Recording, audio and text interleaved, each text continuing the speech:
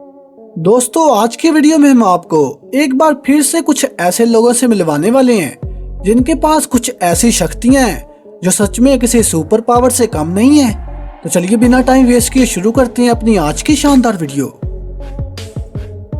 Veronica cedar. दोस्तों, Veronica की power सच में किसी सुपर पावर से कम नहीं है। इनकी आंखों में एक ऐसी अनोखी खासियत है जो किसी भी इंसानी आंखों को देखने की सलाहियत पर सवालिया निशान खड़ा करती है। जहां हम एक तरफ सिर्फ 20 फीट की दूरी तक चीजों को डिटेल में देख सकती हैं, वही वेरोनिका 1 मील तक चीजों की डिटेल अच्छी तरह से बता सकती है। मतलब कि वेरोनिका के पास इंसानी नस्ल की सबसे तेज तरार आंखें हैं। वेरोनिका को सबसे पहले इस बारे में वेस्ट जर्मनी की एक यूनिवर्सिटी ने बताया, जहां वो एक स्टूडेंट थी। वेरोनिका ने यहाँ 20 कागजों को नाखूनों से भी छोटे साइज में लिखा और बिना किसी मैग्नीफायर ग्लास के इसको पढ़कर प्रोफेसर को सुना दिया। अपनी इतनी हैरानकुन महारत के बावजूद वेरोनिका एक नॉर्मल जिंदगी जीती है और वेस्ट जर्मनी में एक डेंटिस्ट के तौर पर काम करती है। मिचेल लोतीतो। दोस्तों, अगर आपसे कोई कहे कि वो अपने नाश्ते में हवाई जहाज खाकर आया है तो आप इसे ज़ाहरी तौर पर किसी अच्छे डॉक्टर से मिलने की एडवाइस देंगे। लेकिन अगर मैं आपसे कहूँ कि ऐसा पॉसिबल है तो यकीनन आप सुनकर हैरान रह जाएंगे। जी हाँ, अब हम आपको एक ऐसे शख्स से मिलवाने वाले हैं जिसे देखने के बाद आप इस बात पर यकीन करने लगेंगे। इनका नाम है माइकल लोतीतो।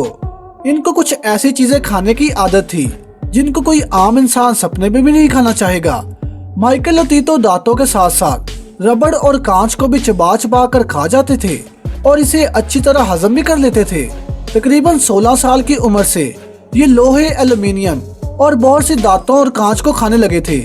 डॉक्टर्स के मुताबिक लोतीतो को पीता नाम की एक बीमारी थी, जिसकी वजह से इन्हें अजीबोगरीब चीजें खाने का मन करता था। आपको बता दें कि इनका डाइजेस्टिव सिस्टम भी काफी शानदार था, जिस वजह से इन्हें कांच वगैरह को चबाने में कोई मुश्किल पेश नहीं आती थी।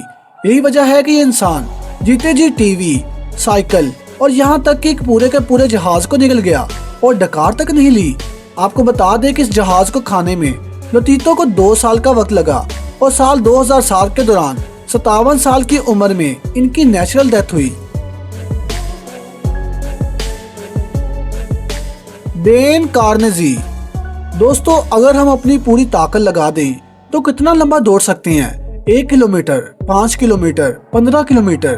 डेन कार्नेगी नाम के शख्स के लिए ये दूरी एक वार्म अप के बराबर है। जी हाँ, डेन जब बच्चा था तो इसने सिर्फ शौकिया तौर पर भागना शुरू किया और इसके बाद वो आज तक नहीं रुके। 11 साल की उम्र में इन्होंने ग्रैंड कैनियन की चढ़ाई की। 12 साल की उम्र में डेन साइकिल पे अपने दादा दादी के घर जाया करते थे, जो कि 65 किलोमीटर दूर था। वो वक्त के साथ साथ बड़े होते गए और इनके पैरों की ताकत भी बढ़ती ही चली गई। आज वो डेली एक मैराथन जितनी दौड़ लगाती हैं और अपना पूरा दिन अपने पैरों पर ही गुजारती हैं। दोस्तों, डेन रेगुलर मैराथन पर भी नहीं रुके। इन्होंने लगातार 50 मैराथन की, वो भी 50 दिनों में, और वो भी 50 अलग अलग स्टेट्स में। साल 2005 में डेन बिना सोए 563 किलोमीटर भागे, वो भी सिर्फ 80 घंटे और 44 मिनट में। यानी कि ये इंसान किसी सुपर हीरो से कम नहीं है। स्टीफन विल्चर। दोस्तों, स्टीफन विल्चर के पास एक ऐसी कमाल की काबिलियत है जिसे आप इमेजिन भी नहीं कर सकते। अक्सर हम आंखों से देखे रास्ते भूल जाते हैं, लेकिन स्टीफन विल्चर एक बार किसी बिल्डिंग या स्ट्रक्चर को देख लें तो इसे हूबहू कागज पर बना सकते हैं। आपको बता दें कि इन्होंने 7 साल की उम्र तक पहुंचते पहुंचते पूरे के पूरे शहरों के नक्शे बनाने शुरू कर दिए। ये महज एक बार किसी भी बिल्डिंग या स्ट्रक्चर को देखकर इसका स्केच बना देते हैं। इस उम्र तक स्टीफन सही से बोल नहीं पाते थे।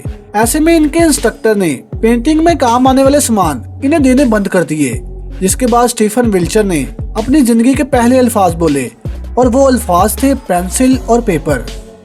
9 साल की उम्र तक ये पूरी तरह से बोलने लगे और आज पूरी दुनिया में एक अनोखे माहिर के तौर पर जाने जाते हैं, जो किसी भी शहर को एक बार ऊपर से देखने के बाद इसकी पूरी डिटेल कागज पर बना डालती हैं, जिसे कर पाना किसी भी आम इंसान के लिए नामुमकिन है।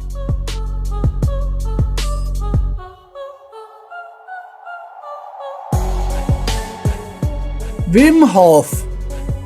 जब भी हम सर्दियों में बाहर निकलती हैं तो ठंड महसूस करती हैं, तो जल्दी से अंदर जाकर जैकेट पहन लेती हैं कि कहीं ठंड न लग जाए।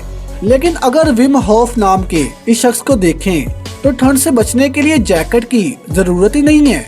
विम बताते हैं कि आप अपने दिमाग की ताकत से अपने जिस्म का टेम्परेचर कंट्रोल कर सकती हैं और ऐसा इन्होंने करके भी दिखाया है। विम होफ को लोग आइसमैन के नाम से जानती हैं। साल 2007 में विम ने माउंट एवरेस्ट पर चढ़ने की कोशिश की, वो भी सिर्फ शॉर्ट्स और सैंडल में। यकीनन ये एक ऐसा कारनामा था जिसे कोई सुपर ह्यूमन ही कर सकता है। तो दोस्तों आज की वीडियो बस यहीं तक की थी। आपको हमारी आज की वीडियो कैसी लगी? आप हमें वीडियो को लाइक और कमेंट करके बता सकती हैं।